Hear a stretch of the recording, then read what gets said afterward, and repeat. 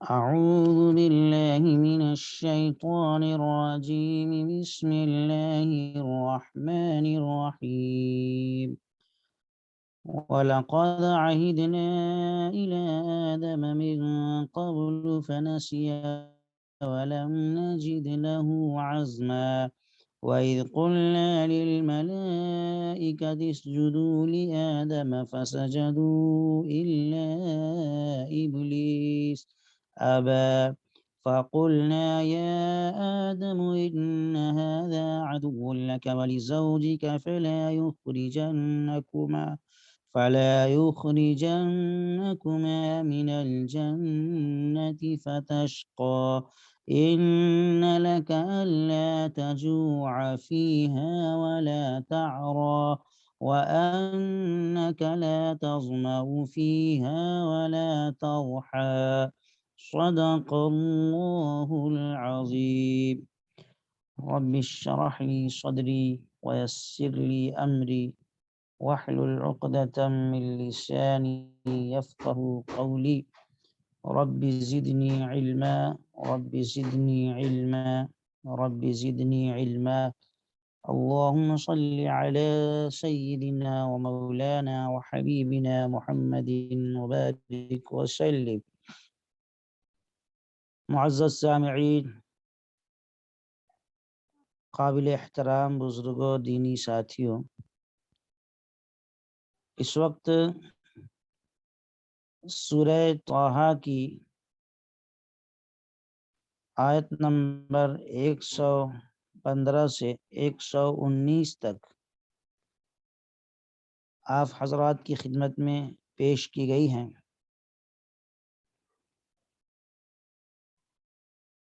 ان آیات میں اللہ تبارک و تعالی نے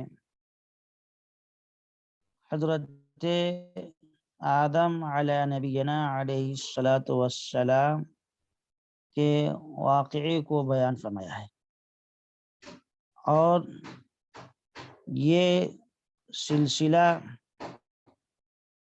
کئی آیتوں تک گیا ہے۔ حضرت آدم علیہ نبینا علیہ الصلاۃ والسلام کا واقعہ اس سے پہلے بھی قرآن کریم کی کئی صورتوں میں بیان ہوا ہے۔ مثلا سورہ بقرہ ہے اور سورہ اعراف، پھر مختصر حصہ سورہ کہف میں بھی آیا ہے، اور آخر میں سورہ صاد میں آئے گا جو 23ویں پارہ میں ہے۔ اس مقام پر اللہ تبارک و تعالی نے حضرت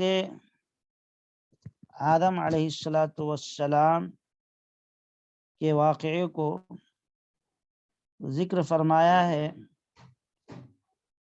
اور وہ اس لیے کہ گزشتہ آیات میں اللہ تبارک و تعالی نے فرمایا تھا كذلك نقص عليك من انباء ما قد سبق، کہ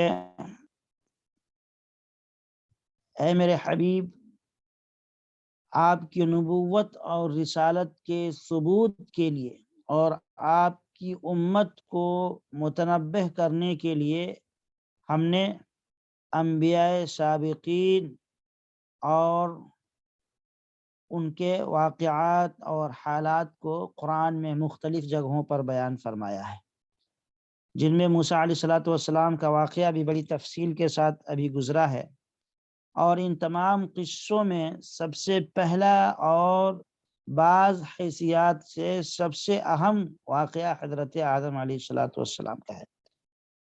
یہاں اس کو شروع کیا گیا ہے، اور اس میں ہمارے اور آپ کے لیے اور پوری امت محمدیہ کے لیے اس بات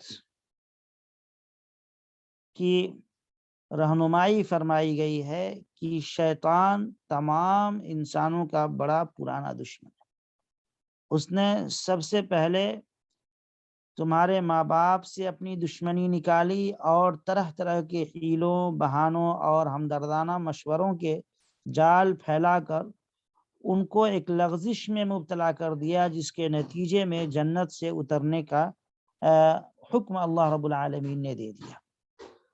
تو بہرحال اس لیے اللہ نے مختلف موقعوں پر تذکرہ فرمایا ہے حضرت آدم کے واقعے، حضرت آدم کا، کہ انسان ہر حال میں شیطان سے ذرا چوکنا رہے اور ہوشیار رہے۔ اللہ فرماتے ہیں وَلَقَدْ عَهِدْنَا إِلَىٰ آدَمَ مِن قَبْلُ فَنَسِيَ وَلَمْ نَجِدْ لَهُ عَزْمًا، اور ہم نے اس سے پہلے آدم سے ایک بات کا عہد لیا تھا، مگر وہ بھول گئے اور ہم نے ان میں ارادہ پر جماؤ نہیں پایا۔ وَإِذْ قُلْنَا لِلْمَلَائِكَةِ اسْجُدُوا لِآدَمَ فَسَجَدُوا إِلَّا إِبْلِيسَ أَبَى، اور جب ہم نے فرشتوں سے کہا کہ آدم کو سجدہ کرو تو ابلیس کے سوا سب سجدے میں گر پڑے، صرف ابلیس نے انکار کیا، سب کے سب سجدہ میں گر پڑے سوائے ابلیس کے، اس نے انکار کر دیا۔ اب عزیزان محترم، ان دو آیتوں کی ذرا تفصیل سن لیں۔ اللہ فرماتے ہیں وَلَقَدْ عَهِدْنَا إِلَىٰ آدَمَ مِن قَبْلُ، اس کے اندر جو لفظ عہدنا اللہ نے استعمال فرمایا ہے، یہ دراصل امرنا یا وصینا کے معنی میں ہے، کہ ہم نے وصیت کی، ہم نے نصیحت کی، اور مطلب یہ ہے کہ ہم نے اس واقعہ کے متعلق آپ سے بہت پہلے آدم علیہ السلام کو ایک وصیت کی تھی، یعنی تاکیدی حکم دیا تھا ان کو، حضرت آدم کو، اور آگے بھی جو کچھ آ رہا ہے وہ اسی بنیاد پر ہے کہ ان کو بتلا دیا گیا تھا کہ ایک متعین درخت ہے، اس درخت کے پھل پھول یا کسی حصے کو نہ کھانا، اس کے قریب بھی نہ جانا، باقی ساری جنت کے باغات اور نعمتیں تمہارے لیے کھلی ہوئی ہیں، ان کو استعمال کرتے رہو، جیسے چاہو اور جہاں چاہو جب چاہو استعمال کرو، سوائے اس ایک درخت کے جس کے بارے میں ہم نے منع کر دیا ہے، حکم دیا ہے، اس درخت کے قریب نہ جانا، اس کے کسی بھی جز سے فائدہ حاصل نہ کرنا۔ اور اللہ تبارک و تعالی نے جیسا کہ آگے آ رہا ہے یہ بھی بتلا دیا تھا کہ ابلیس تمہارا کھلا ہوا دشمن ہے، کہیں اس کے بہکانے میں نہ آ جانا کہ تمہارے لیے مصیبت بن جائے، مگر آدم علیہ السلام سے بھول ہو گئی، وہ بھول گئے، اور اللہ فرماتے ہیں کہ وَلَمْ نَجِدْ لَهُ عَزْمًا، ہم نے ان کے اندر ارادہ میں پختگی کو نہیں پایا، جماع اور ٹھہراؤ کو نہیں پایا۔ عزیزان محترم، عزم کا لفظی معنی ہوتا ہے کسی کام کے لیے اپنے ارادے کو بالکل مضبوط کر دینا، کسی کام کے لیے اپنے ارادے کو بالکل مضبوط کر دینا، اس کا معنی ہوتا ہے عزم۔ اور نسیان کہتے ہیں بھول جانے کو، غفلت میں پڑ جانے کو۔ تو حضرت آدم علیہ السلام گویا بھول گئے، ان سے بھول ہو گئی، اور ارادے میں شیطان کے وسوسہ ڈالنے کی وجہ سے حضرت آدم علیہ السلام جو پختہ عزم اور ارادہ کیا تھا اس کے اندر کچھ فرق آ گیا اس مضبوطی میں۔ بہرحال حضرت آدم علیہ السلام کے بارے میں جو پہلا لفظ اللہ نے استعمال فرمایا ہے وہ ہے فنسی، کہ وہ بھول گئے۔ ہم نے جو حکم دیا تھا کہ اس درخت کے قریب نہ جانا، تو اس حکم کو وہ بھول گئے اور ان پر بھول طاری ہو گئی۔ اب جانتے ہیں کہ بھول اور نسیان یہ ایک غیر اختیاری امر ہے، انسان کے اختیار میں نہیں رہتا ہے۔ انسان کبھی کبھی بھول جاتا ہے، اسی لیے اس کو گناہ میں شمار نہیں کیا گیا ہے۔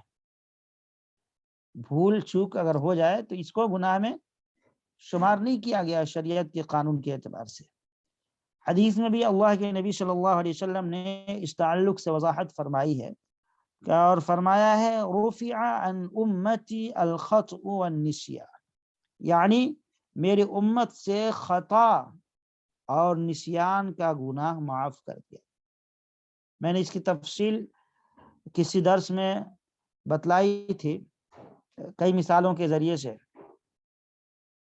تو قرآن کریم میں بھی اللہ نے فرمایا لا یکلف اللہ نفسا الا وسعها، یعنی اللہ تعالیٰ کسی شخص کو ایسا حکم نہیں دیتے جو اس کے اختیار اور قدرت سے باہر ہو۔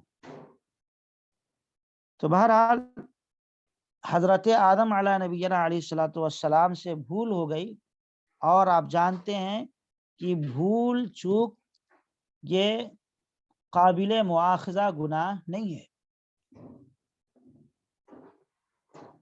یہ ایسا کوئی گناہ نہیں ہے جس پر پکڑ ہو اللہ کی طرف سے۔ لیکن حضرت آدم علیہ نبینا علیہ الصلوۃ والسلام کی پکڑ ہوئی اور اللہ نے مواخذہ فرمایا ہے، اس کی بھی ایک وجہ ہے۔ وہ وجہ یہی ہے کہ جو جتنا قریب ہوتا ہے اس کی معمولی سی لغزش بھی ناقابل معافی بن جاتی ہے، جیسا کہ حضرت جنید بغدادی رحمۃ اللہ علیہ نے فرمایا ہے حسنات الابرار سیئات المقربین، یعنی جو صالحین اور نیک لوگ ہیں ان کے بہت سارے اعمال ایسے ہیں جو اللہ کی بارگاہ میں سیئات اور لغزش قرار دے دی جاتی ہیں۔ تو یہی معاملہ یہاں بھی ہوا کہ حضرت آدم علیہ الصلوۃ والسلام سے بھول چوک ہوئی، چونکہ وہ اللہ کے خاص بندے تھے اور سب سے پہلے انسان تھے، اور اللہ نے اپنے دست قدرت سے ان کی تخلیق فرمائی تھی، اس لیے یہ غلطی ایسی نہیں تھی جس پر مواخذہ ہو، لیکن چونکہ وہ مقربان الہی میں سے تھے، اللہ کے مخصوص اور خاص بندوں میں سے تھے، اس لیے اللہ نے ان سے مواخذہ فرمایا ہے۔ اور چونکہ آپ جانتے ہیں کہ حضرت آدم علیہ الصلوۃ والسلام کا یہ جو واقعہ پیش آیا یہ نبوت اور رسالت سے پہلے کا ہے۔ حضرت آدم سے جو بھول ہوئی تھی اس درخت کے سلسلے میں یہ واقعہ نبوت اور رسالت سے پہلے کا ہے، اور نبوت اور رسالت سے پہلے کے گناہ کے سلسلے میں علماء اہل سنت کا متفقہ فیصلہ ہے کہ انبیاء اور اللہ کے پیغمبروں سے نبوت اور رسالت سے پہلے اگر کچھ گناہ سرزد ہو، کچھ بھول چوک ہو جائے، تو وہ ان کی جو معصومیت ہے، ان کی جو عصمت ہے کہ نبی معصوم ہوتے ہیں، انبیاء معصوم ہوتے ہیں، اس کے خلاف یہ نہیں ہے، نبوت اور رسالت سے پہلے اگر کچھ بھول چوک ہو جائے تو۔ اور دوسرے در حقیقت یہ جانتے ہیں کہ بھول ہے، یہ گناہ نہیں ہے، لیکن پھر بھی اللہ نے اسی لیے مواخذہ فرمایا کہ وہ اللہ کے نہایت محبوب بندے تھے، اللہ کے خاص بندوں میں ان کا شمار تھا، اور اللہ کے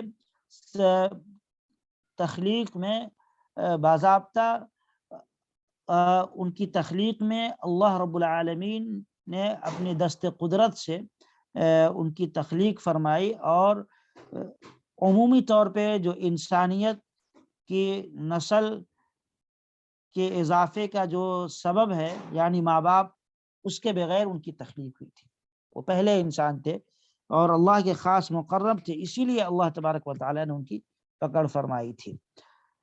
وَلَمْ نَجِدْ لَهُ عَزْمًا، عزم کے معنی جانتے ہیں کسی کام کے ارادے کو مضبوط کر لینا۔ حضرت آدم علیہ الصلوۃ والسلام نے اللہ کے حکم کی تعمیل کا مکمل فیصلہ کیا تھا کہ اللہ نے جو حکم دیا ہم اس پر عمل کریں گے، مگر شیطان کے بار بار وسوسہ ڈالنے کی وجہ سے ان کے ارادے میں کچھ جو ارادے کی مضبوطی تھی اس میں کچھ کمی واقع ہو گئی، اور وہ اس بھول میں اور اس غلطی میں مبتلا ہو گئے۔ بہرحال یہ عام انسانوں کے حق میں بھول چوک کوئی غلطی نہیں ہے اور گناہ کا کام نہیں ہے۔ وَإِذْ قُلْنَا لِلْمَلَائِكَةِ اسْجُدُوا، حضرت آدم علیہ السلام کا جب اللہ نے ان کی تخلیق فرما دی اور روح ڈال دیا گیا اور وہ مکمل انسان کی شکل میں تیار ہو کر کے کھڑے ہو گئے، تو اللہ تبارک و تعالی نے تمام فرشتوں کو حکم دیا کہ وہ حضرت آدم کا سجدہ کریں۔ حضرت آدم کو اللہ نے مسجود الملائکہ بنایا تھا۔ اللہ فرماتے ہیں وَإِذْ قُلْنَا لِلْمَلَائِكَةِ اسْجُدُوا لِآدَمَ فَسَجَدُوا إِلَّا إِبْلِيسَ، سارے فرشتوں نے اللہ کے حکم کی تعمیل کی اور سب کے سب سجدہ میں گر گئے سوائے ابلیس کے، اس نے سجدہ نہیں کیا اور انکار کر دیا۔ فَقُلْنَا يَا آدَمُ إِنَّ هَذَا عَدُوٌّ لَكَ وَلِزَوْجِكَ، شیطان نے انکار کیوں کیا؟ اس نے تکبر اور گھمنڈ کی بنیاد پر انکار کیا، کوئی اور وجہ نہیں تھی۔ اس نے دلیل دی انا خیر منہ خلقتنی من نار وخلقتہ من طین، اے اللہ میں اس سے بہتر ہوں۔ آدم کے مقابلے میں اس نے اپنے آپ کو بہتر سمجھا،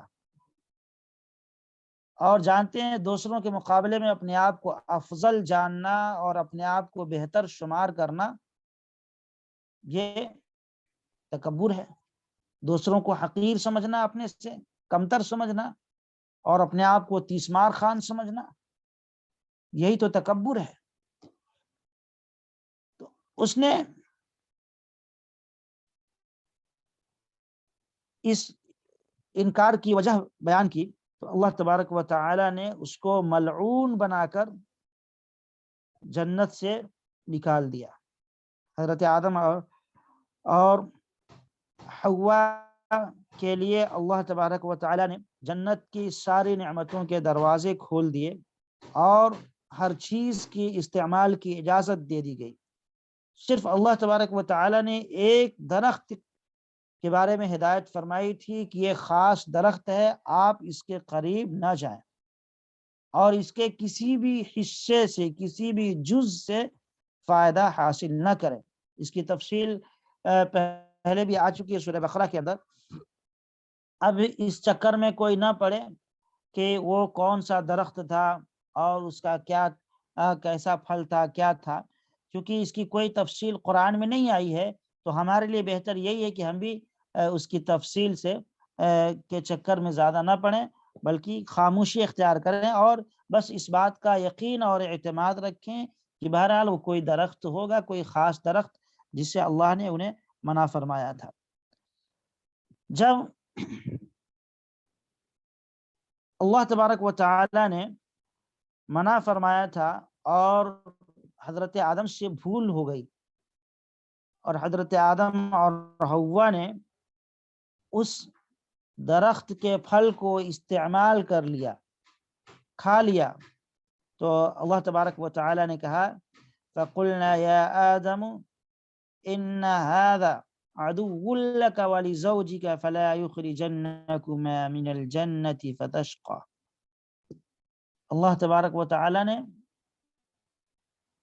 حضرت آدم اور حوا کو وہاں سے نکال دیا۔ اللہ تبارک و تعالی نے جب حضرت آدم کو مسجود الملائکہ بنایا تھا تو اسی وقت اللہ نے حضرت آدم کو سمجھایا تھا اور کہا تھا کہ یہ شیطان ہے، اس سے ذرا دور رہنا۔ فَقُلْنَا يَا آدَمُ إِنَّ هَذَا، ہم نے کہا کہ اے آدم یہ تمہارا اور تمہاری بیوی کا دشمن ہے، یہ کہیں تم دونوں کو جنت سے نکال نہ دے پھر تم مشقت میں پڑ جاؤ۔ فَلَا يُخْرِجَنَّكُمَا مِنَ الْجَنَّةِ فَتَشْقَى، کہیں ایسا نہ ہو کہ تم دونوں کو بہکا کر کے اور دھوکے اور حیلے بہانے سے تم کو اس درخت کے پھل تک لے جائے اور تم استعمال کر لو، اور اس کی وجہ سے پھر تم مشقت میں پڑ جاؤ، پریشانی میں مبتلا ہو جاؤ۔ فتشقا، اس کا مطلب ہے کہ کہیں تم مشقت میں نہ پڑ جاؤ۔ عزیزان محترم، اللہ تبارک و تعالی نے یہاں پہ جب حضرت آدم اور حوا کو شیطان سے بچنے کا حکم دیا اور اس کی دشمنی کے بارے میں بتلایا، تو دونوں سے اللہ نے خطاب فرمایا، ان ھذا عدو لک ولزوجک، اے آدم یہ تمہارا دشمن ہے، ولزوجک اور تمہاری بیوی کا دشمن ہے، فلا یخرجنکما، کہیں یہ تم دونوں کو نکلوا نہ دے جنت سے، فتشقا، پھر تم مشقت میں پڑ جاؤ۔ تشقا کا جو لفظ اللہ نے استعمال فرمایا یہاں صرف واحد کا صیغہ استعمال فرمایا، یعنی حضرت آدم سے یہاں خطاب فرمایا کہ اے آدم تم مشقت میں پڑ جاؤ گے۔ جب اللہ نے حکم دیا شیطان سے بچنے کے لیے تو دونوں کو حکم دیا، میاں بیوی دونوں کو، اور جب یہ کہا کہ جب تم دونوں اس کے بہکاوے میں اگر آ گئے اور پھر وہ تم کو جنت سے نکلوا دیا تو اے آدم تم مشقت میں پڑ جاؤ گے، یہاں ان کی بیوی کا تذکرہ، حضرت حوا کا تذکرہ نہیں فرمایا۔ وجہ مفسرین نے اس کی یہ لکھی ہے کہ انسان کے لیے ضروری ہے کہ بیوی کا خرچہ، اس کے رہنے سہنے کا انتظام خود شوہر کرے، بیوی کے لیے، بیوی کے اوپر اس کی کوئی ذمہ داری نہیں ہے۔ اسی لیے اللہ تبارک و تعالی نے یہاں حضرت آدم کو مخاطب فرمایا کہ اگر تم دونوں نے ایسا کیا اور اس کی وجہ سے تم جنت سے نکالے گئے تو صرف آدم مشقت میں پڑیں گے، کیونکہ جنت میں جب موجود ہیں تو یہاں کی ساری نعمتیں بغیر کسی محنت اور مشقت کے حاصل ہو رہی ہیں، ہر طرح کی نعمتیں میسر ہیں، اور جب جنت سے نکال دیے جائیں گے تو کیا ہوگا، وہاں ہر طرح کی محنت اور مشقت جھیلنی پڑے گی، کھانے پینے کا انتظام کرنا پڑے گا، رزق کو کمانا پڑے گا، اس کے لیے بھاگ دوڑ کرنے کی ضرورت پڑ جائے گی۔ تو اب بھاگ دوڑ کون کرے گا؟ صرف شوہر کرے گا، بیوی نہیں کرے گی، بیوی کی ذمہ داری نہیں ہے، شوہر کی ذمہ داری ہے۔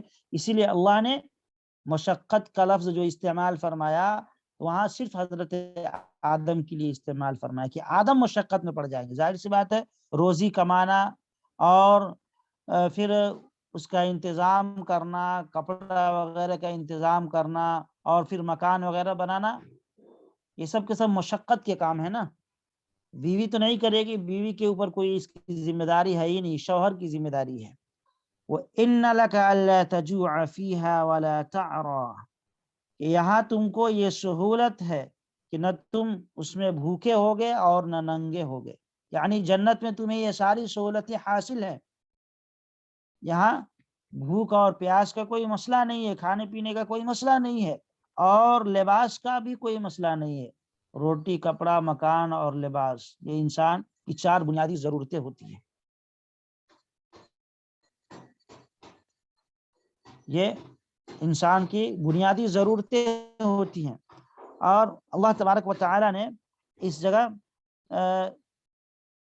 یہ حکم دیا کہ اے آدم اگر غلطی ہو گئی تو پھر ان تمام نعمتوں کا جو بنیادی ضرورتیں ہیں ان کا انتظام خود تم کو کرنا پڑے گا، اور پھر تمہیں مشقت برداشت کرنی پڑے گی اس سلسلے میں۔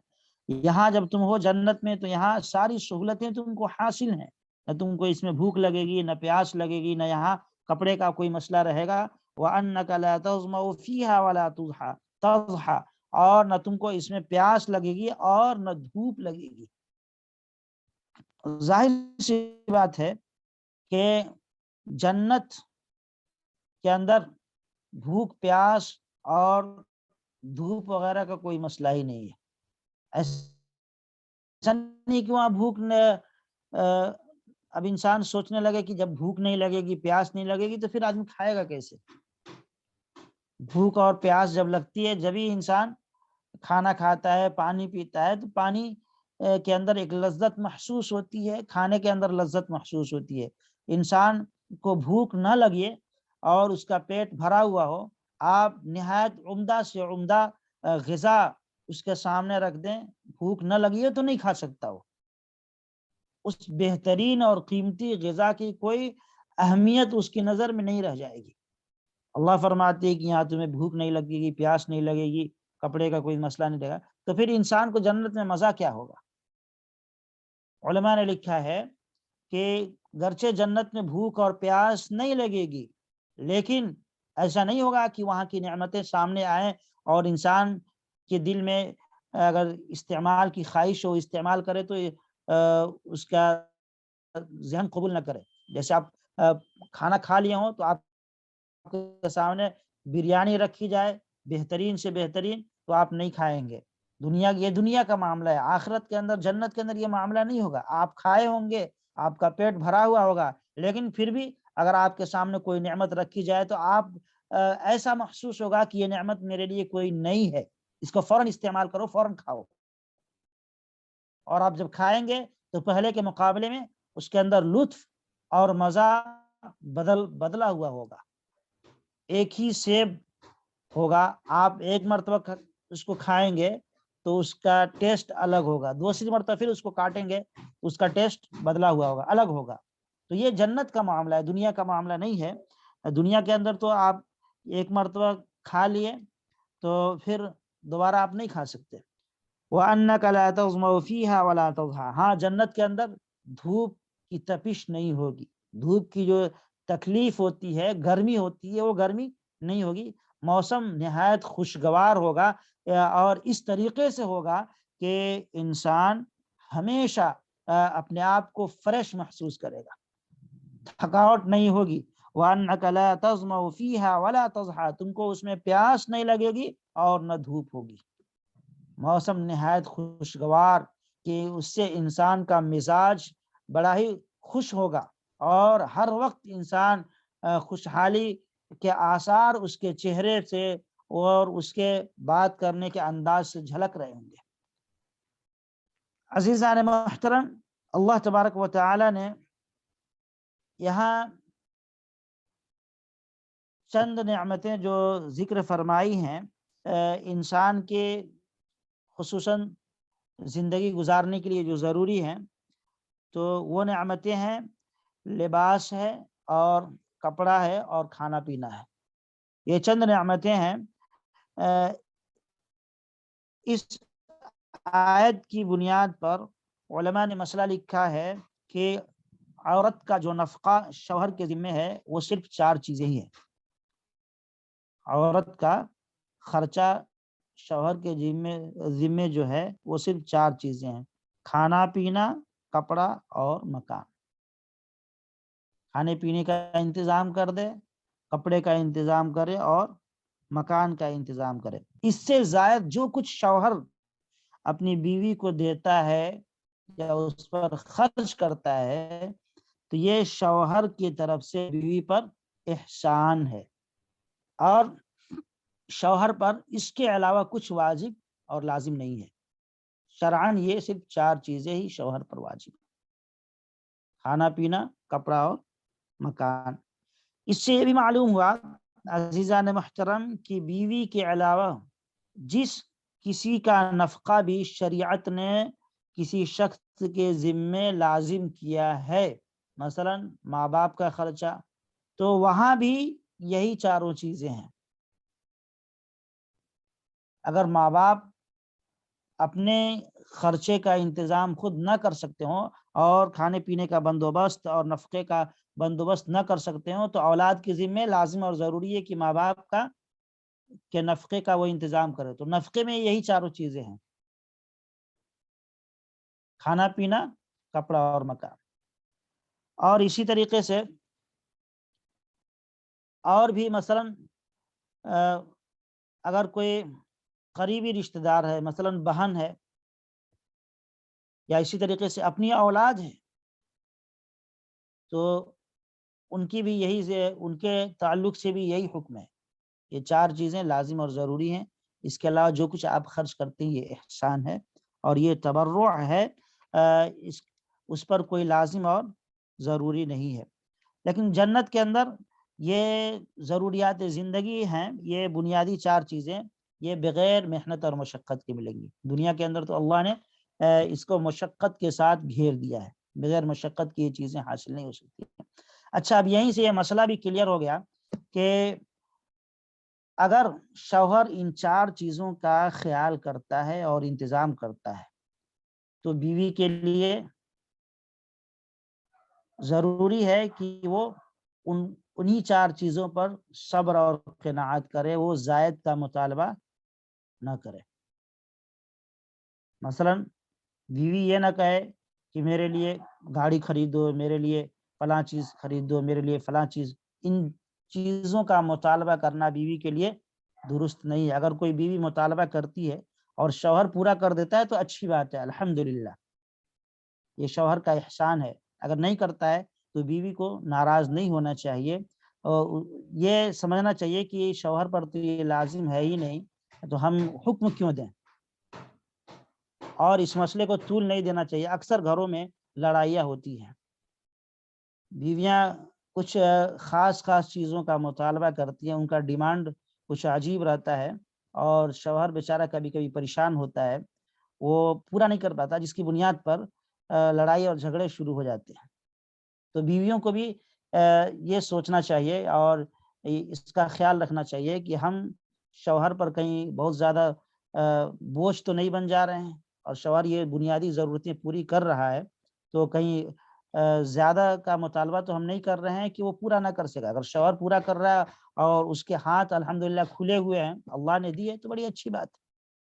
وہ کر رہا ہے، اس کو بھی ثواب ملے گا، شوہر کو باضابطہ ثواب ملے گا اس پر. لیکن یہاں جو بھی ہو، دونوں کے آپس کی رضامندگی سے ہونی چاہیے. اس کو طول نہیں دینا چاہیے اور بات کو لمبا نہیں کرنا چاہیے، جس سے زندگی کا لطف اور سکون خطرے میں پڑ جائے. اللہ ہمیں اور آپ کو اور ساری امت کو صحیح سمجھ نصیب فرمائے. وآخر دعوانا الحمد للہ.